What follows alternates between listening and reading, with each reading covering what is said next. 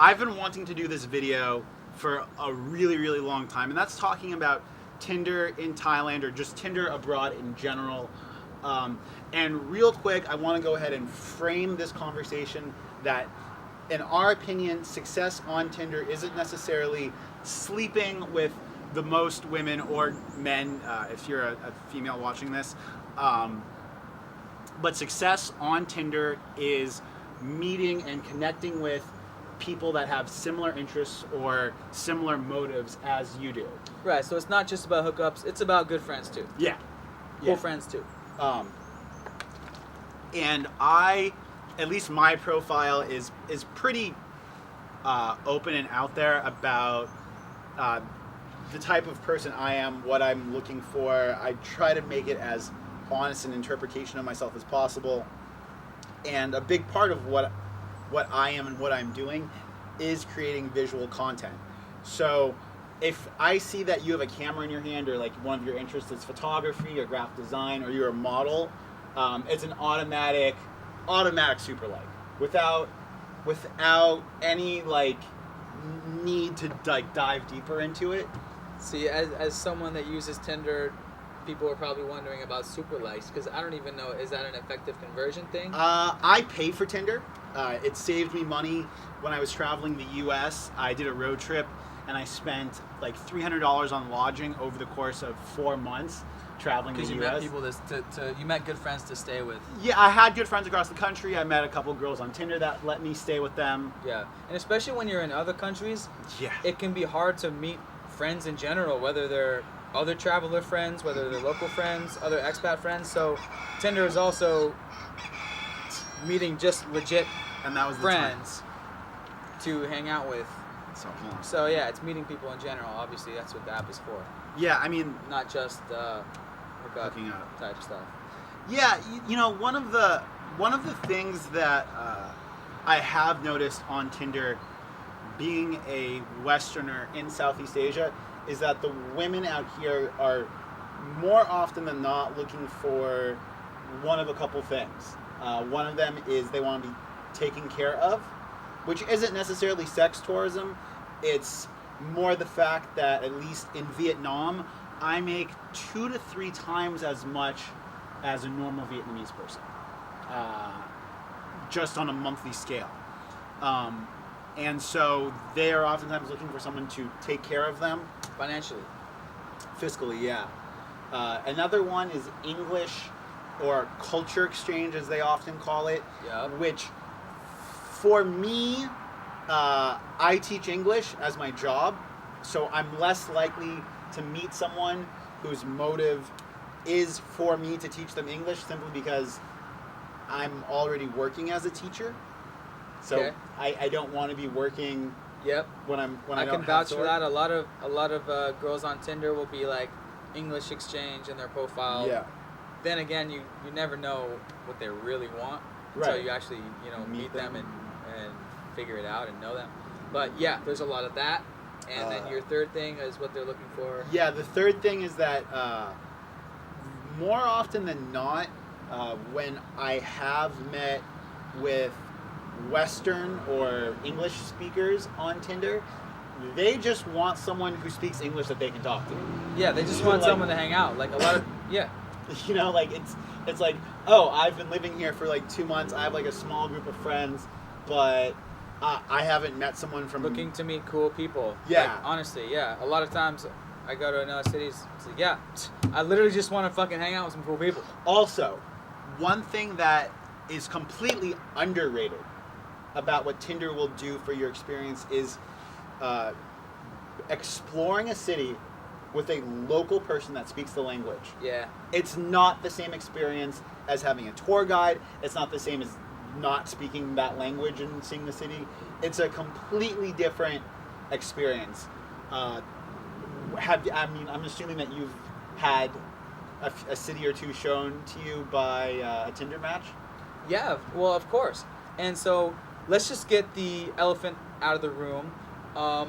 This is what most people are probably wondering. All right, when I come to Southeast Asia or another country, how much am I expected to be killing it on Tinder? And Jabril has summarized it on my channel before in the Chiang Mai nightlife video. This is my impression. Yo, let me put it out to you straight honest. Look, yo, if you whack back home, you're gonna be whack out here. If you good with ladies back home, you're gonna be good with ladies out here. But basically, if this is how I put it to all my friends that ask me, yo, if you're a 7 at home, you're just gonna be an 8 here. It's not like you're gonna be a 10. If you're a 5 at home, you're gonna be a 6 here. So when you move to a country where you're now the minority, it's just a supply and demand thing. Yep. Some girls like foreign guys, just like a lot of American guys like foreign girls, and that's why they're so sexy. Okay, so and you're so you're gonna be bumped up by one number, and that's it. It's not like free Tinder picking. It's not like every girl is gonna be right swiping you. Speak for yourself. No, and something else that I know people are gonna ask about, why is it that Thai or Vietnamese girls like Western guys, and everyone says because Western guys have bigger dicks. Let's get something out of the way. The biggest reason that local women have told me that they like Western guys is that a lot of Southeast Asia, the relationship between men and women is somewhat archaic. It's a very strong patriarchal society, and oftentimes local men treat local women either as second-class citizens, or they're not as considerate, or they're just not treated as an equal the same way that being in a Western country you're accustomed to. So it's much less about anything sexual or sex, and it's much more about that they want to be treated the way Western women are normally treated. True that. Definitely an element to that. Here's another aspect of this conversation that people ask me actually quite a bit in the YouTube comments. Yo, how are the ladies out in Chiang Mai compared to Saigon? How are the ladies in Bangkok compared to Vietnam? Blah, blah, Well, what blah, do you blah, prefer? blah. Real quick, before we jump into that, what do you prefer? Vietnamese Yo. or Thai? I ain't got no type. Bad Bad bitches. is the only thing that I like. In my honest answer to them in the comments, like, I'll straight be honest to them, type a huge paragraph. Yo, beautiful women are beautiful women. There's beautiful women in every single place you go, every single city you go. Obviously, humans are beautiful, you know, and there's a bell curve of beautiful people. So every single city you go. But here is what the answer they're looking for me to tell them. So the less Westerners there are in the city, the more of a supply and demand you're going to be. So this is the bottom line. The less touristy it is, the less expatty, the less Westerners there are, the more females there are that desire Westerners there are, and the less of you there are. So the more desirable you're going to be. So it's just a supply and demand thing. Another question you probably might be wondering, don't expect to come out here and just be Tinder. I mean, okay, some guys are better at it than others, but just be Tinder slaying 24/7. My personal experience is actually I've had more success with meeting friends and in the dating aspect off of Tinder. It's more real life stuff has always been better stuff. There's a balance, but for me, it's always been real life meeting and encounters has always led to better stuff. But you also go out to more bars more often, I feel like, than I do. Yeah, true that. We do go out every weekend. I maybe go out drinking once or twice a month. I'm a little bit more of a hermit. Cool. And I have plenty of success on Tinder. That said, back in America, I had no issues with it. It's not something that necessarily is worth really talking about a lot, other than some people have really, really good online presence and online game, and other people don't. It's not one's better than the other. It's really no more complicated other than if you're good speaking to people online, you're going to be good at speaking to people online. If you're good in America on Tinder, you're going to be good in any other country too. If your Tinder game sucks at home, your Tinder game is going to suck. It's going to suck here. Yeah. And one thing I will say in a little narrative that I want to share is that I was hanging out with a girl in Chiang Mai that I'd met on Tinder, local girl, really, really, really pretty. and we had hung out with some of her friends and a group of my friends, and some expats went up to her.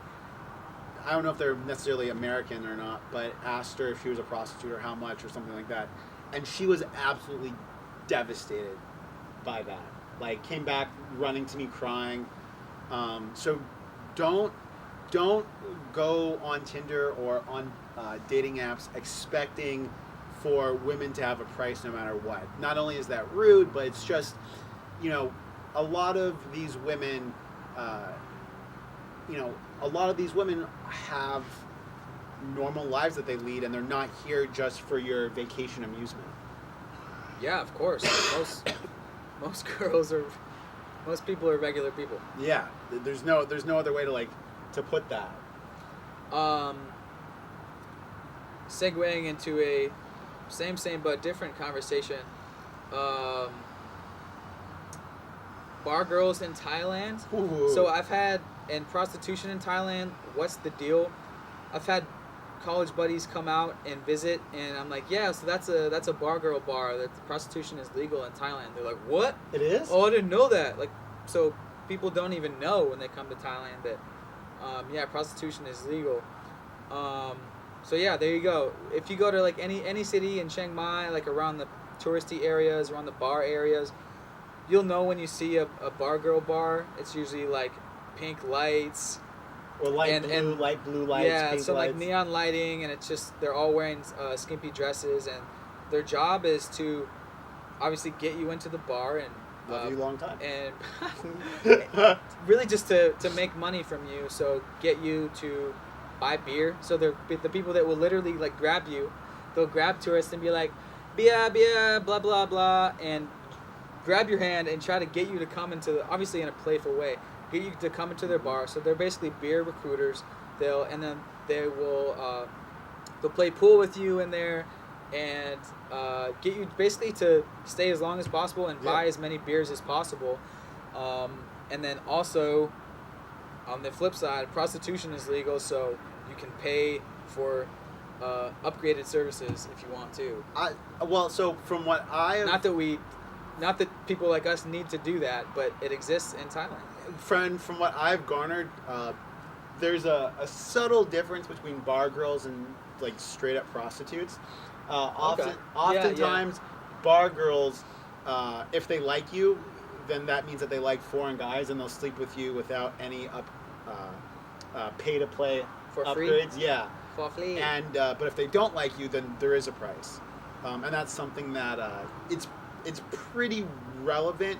Or they're not prostitutes, and then they ask for cab money. I've heard a couple stories about this, and they'll ask for cab money to get back in the morning, and they'll ask for like 500 or 1,000 baht for cab money, which is like $35. And there also are like freelancers, they're known as. They're not necessarily bar girls, but they're girls that they're freelance. They want to be taken. They want to be taken care of. Freelance prostitutes, and you won't know until they, last minute. I've heard they will give you a price. Yeah, I'm more stick to Tinder because I've been a little bit wary. What's the price? Prices. Speaking of that, amigos, I'm sorry to interrupt. Yeah, no. We were actually talking about.